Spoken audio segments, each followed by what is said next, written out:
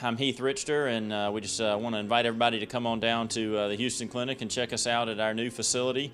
We've been in Dublin for a while now, obviously, but have a new office here, and we'd just like you to come down and see some of the new stuff we're offering. And if you need to get checked out, we'd be glad to do that for you. We've got able to do some ultrasound-guided injections now, and physical therapy, and just a little bit better space, so hopefully we can get you in and out of here a little bit quicker.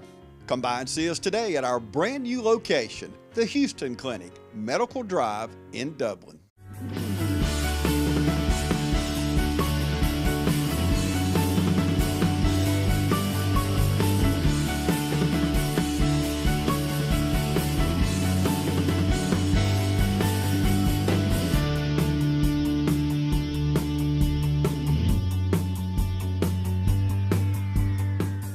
Hey, welcome to Chamber Talk. We've got another great show planned for you today. Our special guest today is Mr. Dave Whitmer. Dave, thank you so much for being with us today. Great. David's our new VA director here. David, how long have you been in Lawrence County now? I'm starting my 4th week now. Starting 4 weeks, so that's about enough time to start getting adjusted, acclimated a little bit to Dublin. Give me your impressions so far here. So I really love the small town feel of Dublin. Everyone's been just very warm and generous, and coming from a larger town like Tampa and then transitioning to a smaller town like Dublin is great. People have been very friendly. The restaurants that I've eaten at have been fantastic. So I've really enjoyed my first month here in Dublin. Fantastic. We do have some great restaurants in Dublin and Lawrence County. So Dave, you mentioned briefly not being from Dublin, Lawrence County. Share with our viewers a little bit about how you got here and a little bit about your family. Sure. I was born and raised in Louisville, Kentucky, and spent the first 13 years of my life there. And then my family moved to Florida. My dad retired, actually, and retired to Florida, and so I went with him and finished high school there. About 7 years later, my dad decided to return back to Kentucky, but by that time I really loved Florida. I was in college and decided to stay, and that's where I met my wife. We've been married for 32 years. Wow. We have 3 children, and our twins are starting their 2nd year of college, one at Florida State, one at University of Central Florida. Our youngest son is a rising senior at Steinbrenner High School. He's been very successful in his track and cross-country career, and as well as academically. He's on track to be in the top 5% of his class, so we want him to remain in his school where he's been so successful.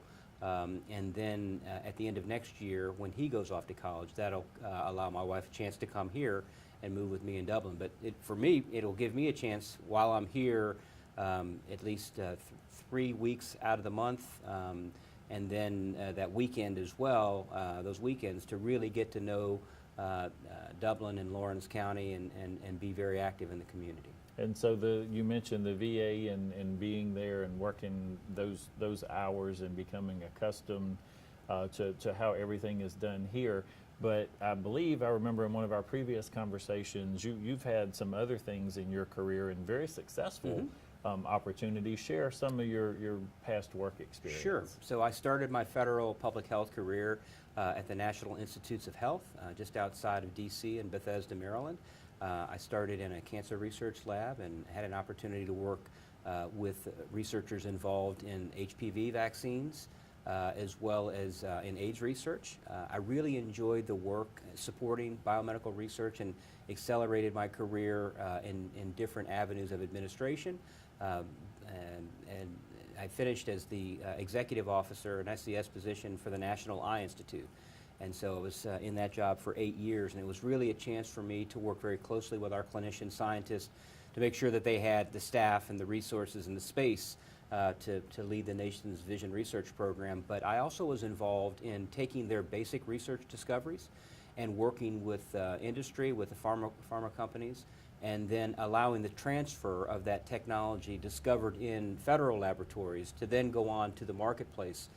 So the goal was to not only deliver that basic research discovery to the marketplace quicker, but also to get taxpayers a return on that investment through royalties that would be generated by those products. So some of you may have heard of from the National Eye Institute and the age-related eye disease study. There's formulas that we use in vitamins that actually pay royalties through Bausch & Lomb and through other companies, and that money can be reinvested back into basic science. So enjoyed my career in basic science and clinical and translational science, 21 years at the NIH, but just like a basic research discovery, and as it kind of transitions into actual improving human health, I wanted my career to follow that pathway. So at 21 years, I decided it was a good change for me to go into a clinical environment, and so much different setting, but I came at the right time.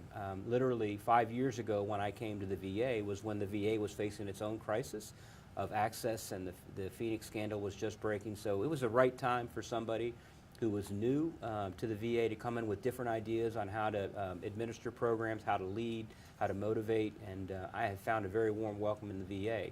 So for the past 5 years, I've been the Chief Operating Officer for the VA hospitals that are located in the network just south of us. So that are the main large hospitals in Lake City, in Gainesville, in Tampa, St. Petersburg, Orlando, West Palm Beach, Miami, and then also in San Juan, Puerto Rico.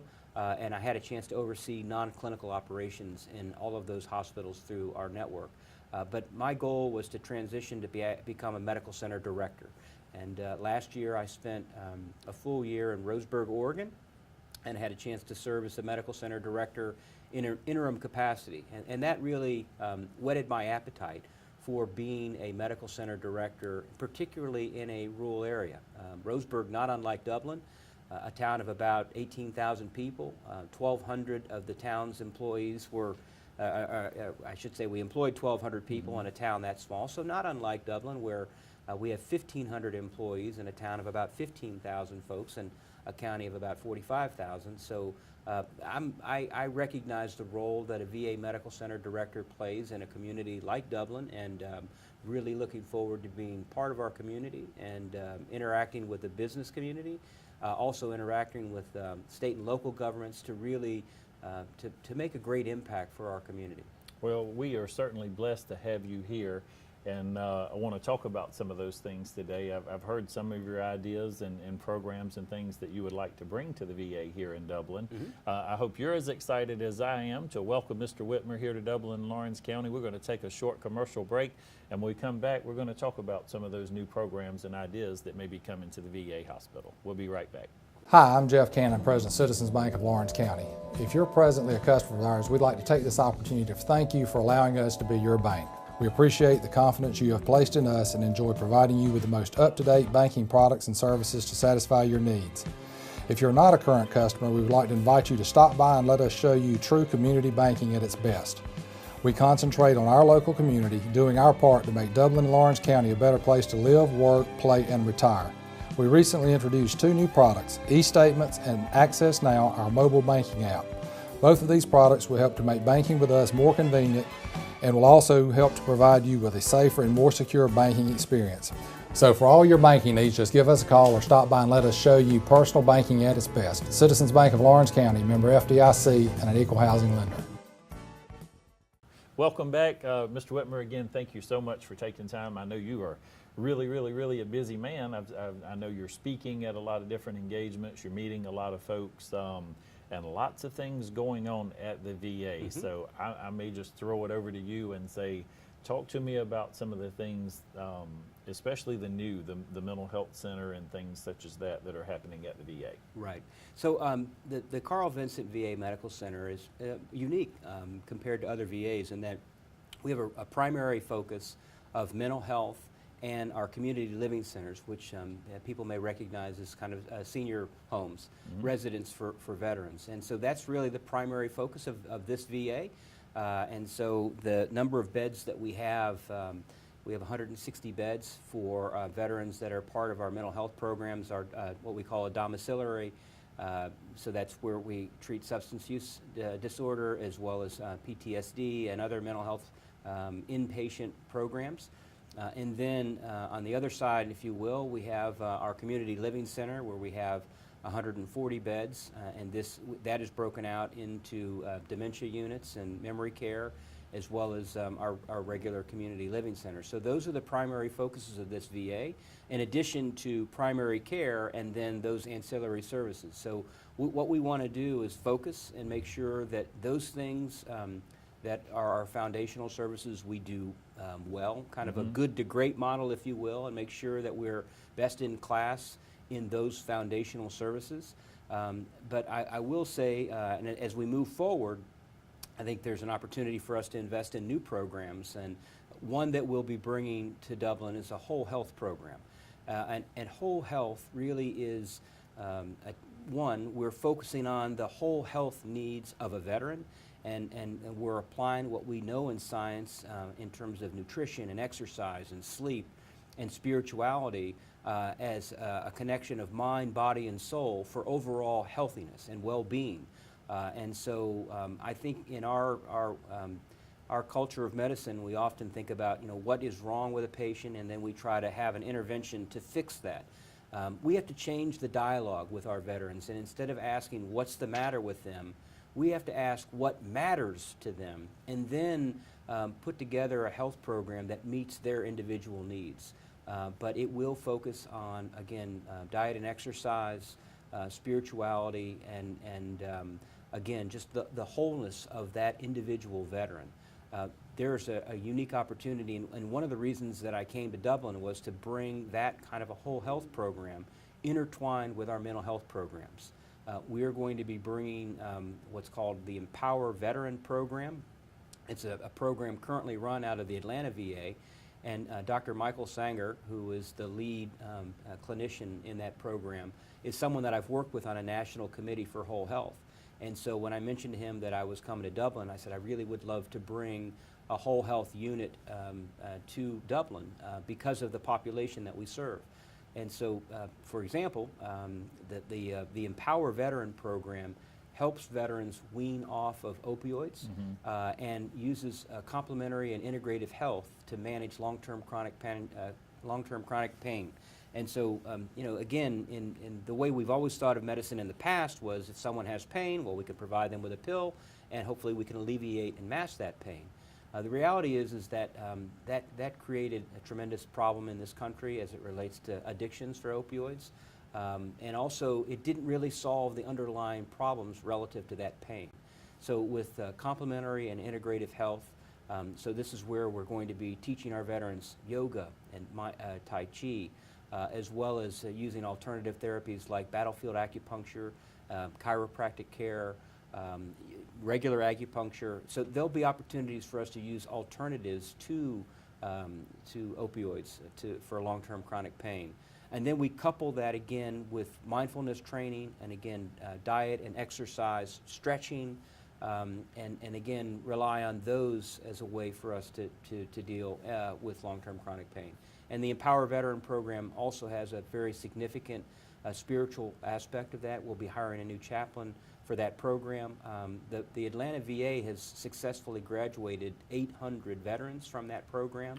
Wow. And then the most important part, not the most important, but one of the critical parts will be for us to measure.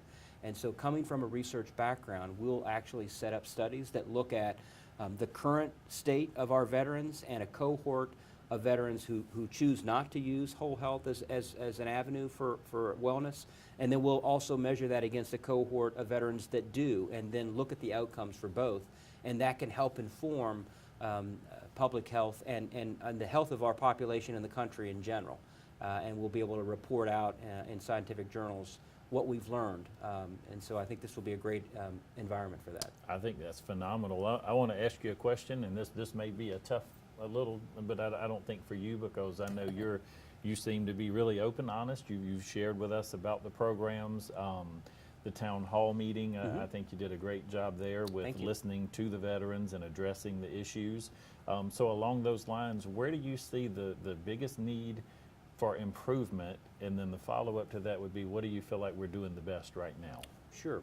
So one, we have to get stable leadership in our clinical programs, and we've had a number of chiefs of staff over the course of a 10-year period of time, so we're now recruiting and hope to bring on board a chief of staff that can provide that stable leadership. So I think that's one. area that we need to focus on.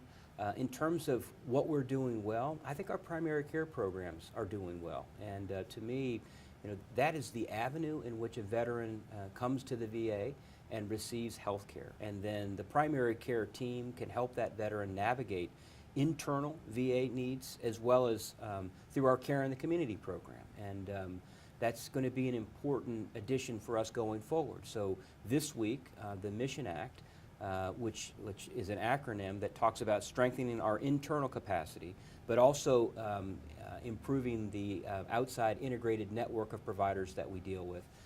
So the Mission Act is going to give us a lot of flexibility to decide what are the services that we do well, and we want to maintain and improve on internal capacity to the VA, and then also evaluate some of the services that we're offering that frankly are not as efficient. And perhaps there is capacity out in the community, not just here in Dublin, but in Macon or in Warner Robins or in Brunswick, wherever that may be. And then perhaps those services are provided by the community provider. When that episode of care occurs outside in the community, there's a way for us to receive that back electronically. That's part of the veteran's electronic health record. And that also allows us to pay that provider much more rapidly than we are currently now. So the Mission Act is going to give us a lot of flexibility to really look at those internal services as well as the external ones and make some good business decisions on what we're going to, again, focus on as foundational and get better at, and then look at some of those other services where we can work with the community and provide those services. And I think that's something I've heard repeatedly, from you reoccurring, that working with the community and working outside of the gates and outside of the facility there and being a community and a team player, certainly, we realize the importance of the VA here. Mm-hmm. You mentioned over 1,200 employees there, maybe close to 1,500 employees now. So definitely a viable asset to this community. Mm-hmm. And I love the fact that you are interested in working with community leadership and with our educational arena. Mm-hmm. and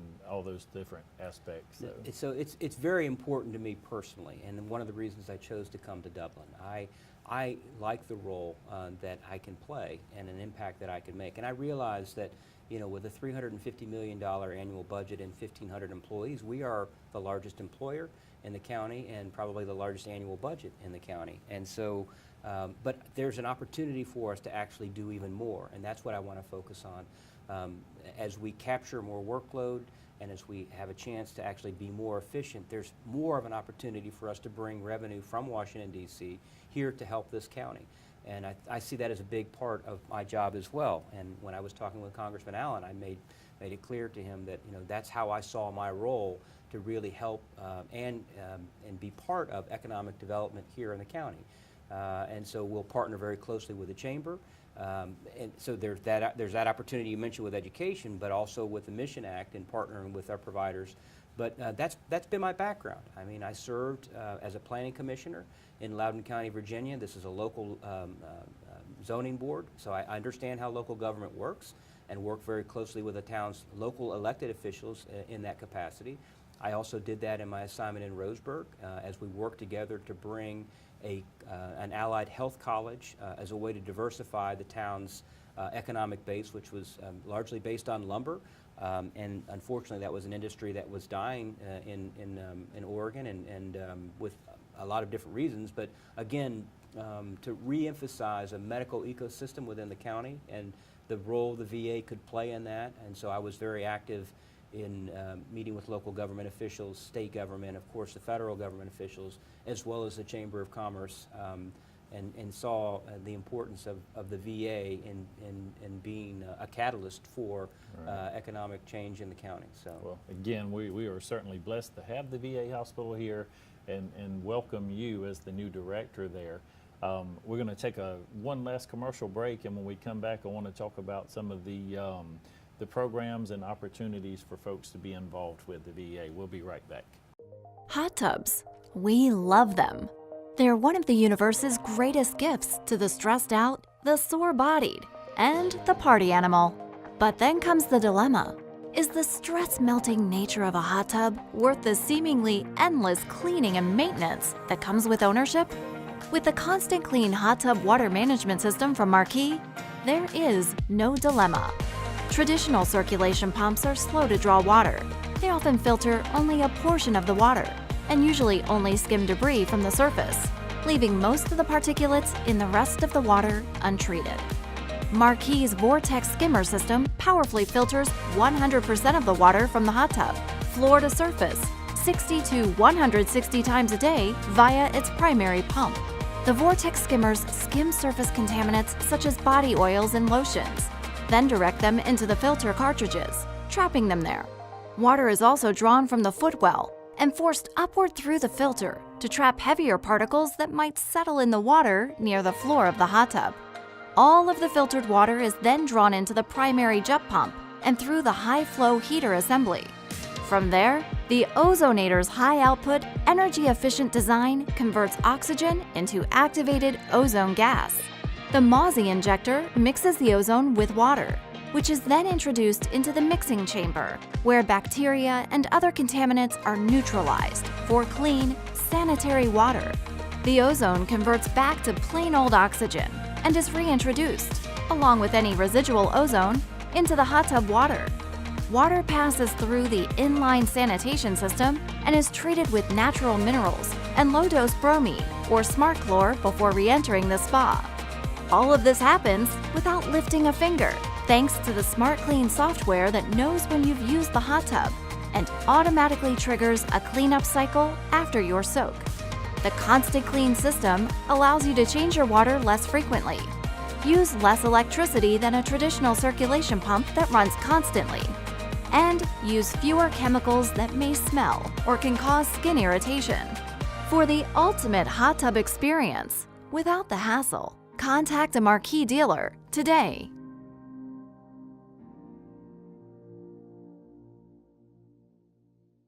Welcome back again, Mr. Whitmer. Thank you so much. Always enjoy talking with you. Actually, it gets me excited to know, this VA hospital that we have here, and some great things have been done there, but I think you realize as much as a lot of folks the potential that's there and the economic engine that the VA brings to Dublin and Lawrence County. And something else that's very important here is community input. And you guys also provide opportunities. So I want to make sure folks are aware that you do hold town hall meetings and you have other avenues for people to have input that have interest in the VA. So would you speak to that just a little bit? Absolutely. So hearing from our veterans, hearing from community stakeholders, our legislative partners is really critical for us. We have to hear that voice of the community as we're serving the community. And so we have, to date, I've had 2 town halls, and I've also had a chance to meet with staff in our community-based outpatient clinics in 2 of the 4 clinics that we have, in addition to Dublin. And then I'll be visiting the other 4 within the next 2 weeks. I'll be heading up to Milledgeville and then in Macon as well as Perry. I've had a chance already to visit Brunswick as well as Tifton, and then we'll hit Albany, I believe, at the end of this month. But we're also going to have community-based outpatient clinic town halls, so there'll be those employee town halls, and then to be followed with veteran town halls later those evenings, and that's being scheduled later this month in July. And then we'll have another town hall in Dublin as well. And so those are regular each quarter. I have those. Again, in order for me to be effective in my job, I've got to hear the voice of the community and be responsive to that, as well as obviously to veterans. And every Monday afternoon, I schedule the afternoon to hear the voice of the veteran. So this is a chance for people to actually set up an appointment with me and meet with me either by phone or coming in by person. And again, that gives me a chance to be connected to our veterans and our stakeholders, and then be able to deliver on some of the concerns they raise. I think that's fantastic. One more thing I want to cover real briefly. You mentioned Mission Act, and I know I sat in one of your town hall meetings, and I've had the opportunity to hear a little bit about that. I believe you're going to be speaking at an upcoming breakfast for the chamber, and so we'll address that. But just so the folks, our viewers today, give them just a little tidbit of the impact that the Mission Act could have here in Lawrence County. Sure. So the Mission Act, again, will provide flexibility for us to look at the services that we provide internally to the VA and strengthen those. And I have flexibility to do additional recruiting as well as retention for some of those specialties that can make it challenging to recruit in a rural area, and we'll be exercising those to make sure we build our good internal systems. In addition, we have a building program. We are, as I mentioned, the mental health outpatient building that will be turned over to us on July the 15th, and we'll activate very soon. That was literally my first day on the job, was to meet with those contractors and let them know that this needed to be completed, and so we now have a firm schedule for that completion. But we have other building that will be happening on our campus as well, expansion of one of the CLC, the community living centers, as well as a domiciliary. One of the things that we're going to be asking the Chamber and the community to support us in is in the construction of a Fisher House on our campus. And so a Fisher House is really either on a military base or a VA campus. I believe there's about 80 of these now across the country, and we had several of these in Florida where families can come and stay on our campus free of charge and visit with their veterans. And it's something that's so critical to our care, especially for those veterans in our mental health, residential mental health programs, maybe from Atlanta or from Birmingham or from South Carolina, and they don't have family that comes and visits with them. And that Fisher House will either be 12 units or 16 units where families can stay in those units and then have common space to talk with other veterans' families, but it will be that connection, that a familiar connection that helps a veteran in recovery, or for, again, our community living center is an asset across the network as well. So a family coming to visit with their loved one in our community living center or in the hospice that we have, or memory care, again, gives them a chance to be here for a few days, connect with the veteran free of charge, and so that's something that we'll be putting an application in, and we'll be coming to the community to get support to put that Fisher House on our campus. Absolutely. So a lot of great days ahead for Dublin, Lawrence County, and the Carl Vinson Medical Center here. Mr. Whitmer, again, thank you so much for your time today. Look forward to working with you. We didn't get a chance today to talk about all the other things that we have going on, and even I know you're an avid golfer, and a few other things that we'll get into maybe in a future show. But again, welcome. Anything that we can do at the Chamber of Commerce and as a community here to make life better for you and for our veterans, we're on your side, and again, we certainly welcome you and your efforts. We welcome you and thank you for joining us, and always like to close our show by reminding you that today and every day is a great day for business in Dublin and Lawrence County.